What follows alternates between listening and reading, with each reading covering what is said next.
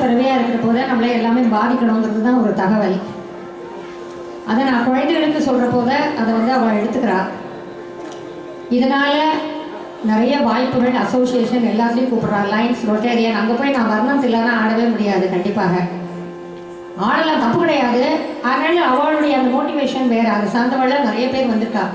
நம்முடைய ரூஸ்வெல்ட் அவர்கள் இங்கே வந்திருக்கிறார்கள். இந்த வருஷம் ஃபுல்லாக பட்டுக்கோட்டை கல்யாண சுந்தரனார் பாடல்களை நான் நிறைய தெரிஞ்சுட்டேன்னா அவருக்கு தான் அந்த கிரெடிட் போகணும். கண்டிப்பாக நம்முடைய ரஷ்யன் கல்ச்சரில் 6 நிகழ்ச்சிக்கு இந்த வருஷம் அவர் என்னை அழைச்சிருந்தார். இசையாகவும் கொடுத்துருந்தோம், நாட்டிய வடிவங்களாகவும் கொடுத்துருந்தோம். எத்தனையோ பழைய பாடல்கள் இருக்கும். ஆனால் இவங்க தான் எழுதினாங்க, நமக்கு நிச்சயமாக தெரிஞ்சிருக்காது. என்னை பொறுத்த வரைக்கும் சொல்கிறேன். அப்போது அந்த பாடல்களை 200 பாடல்களுக்கு மேலே எழுதியிருக்கார். குறைஞ்ச வருஷம் தான், 29 வயது வரைக்கும் தான் இருந்திருக்கிறார். ஆனால் நல்ல ஹிட்டான நிறைய பாடல்களை நமது புருஷ தலைவர் எம்ஜிஆர் படங்களாம் சரி நிறைய பாடல்களை கொடுத்து ஒவ்வொரு நிகழ்ச்சியும் ரூஸ்வெல்ட் அவர்கள் 2 மணி நேரம் 1.5 மணி நேரம் ரஷ்யன் கல்ச்சரில் கிண்டி ரேஸ் கோர்ஸில் நடந்த நிகழ்ச்சிக்கு நிறைய வாய்ப்புகளை கொடுத்ததுனால நிறைய விஷயங்களை அவரை பற்றி நான் தெரிஞ்சுட்டேன் அப்படிங்கிறதா ஒரு தகவல். Thank you sir. வாங்க. அடுத்த நிகழ்ச்சியாக வர இருப்பது ரகுவம்ச சுதா என்கிற பாடலுக்கான ஆடல்.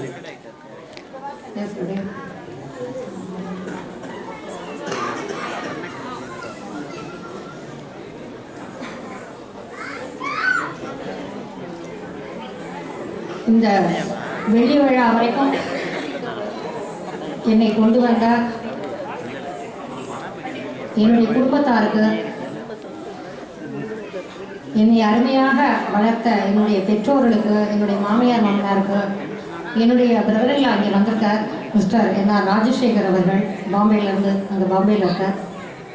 இவருடைய அடுத்த பிரதர் வெங்கடேஸ்வர பிரபு.